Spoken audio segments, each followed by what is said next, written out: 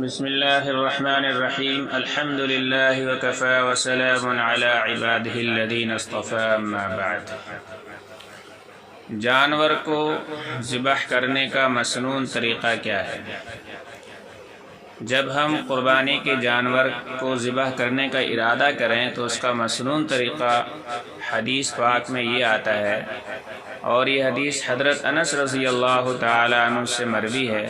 وہ فرماتے ہیں کہ نبی کریم صلی اللہ علیہ وسلم نے سیاہی و سفیدی مائل رنگ کے سینگوں والے 2 مینڈھوں کی قربانی کی، اپنے دست مبارک سے ان کو ذبح کیا اور ذبح کرتے وقت بسم اللہ واللہ اکبر پڑھا۔ میں نے دیکھا اس وقت آپ صلی اللہ علیہ وسلم اپنا پاؤں ان کے پہلو پر رکھے ہوئے تھے اور زبان مبارک سے بسم اللہ واللہ اکبر کہتے جاتے تھے۔ ایک روایت میں ہے کہ نبی کریم صلی اللہ علیہ وسلم نے ان مینڈھوں کو قبلہ رخ لٹا کر یہ دعا پڑھی: انی وجہت وجہی للذی فطر السماوات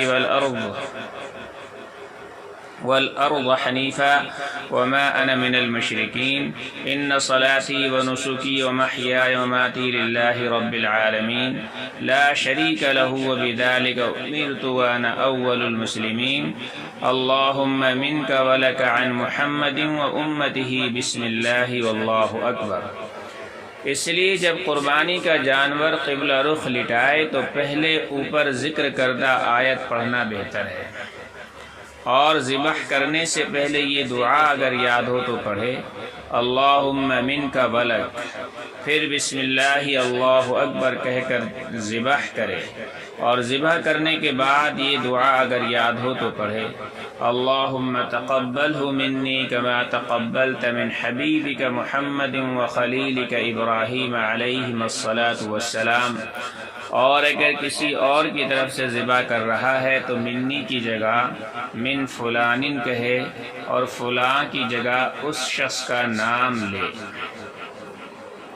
یہ طریقہ حدیث پاک میں آتا ہے۔ اس طریقے کے مطابق جانور کو ذبح کرنا چاہیے، اور اسی طرح جانور کو اپنے ہاتھ سے، یعنی اپنی قربانی کو اپنے ہاتھ سے ذبح کرنا یہ بہتر ہے۔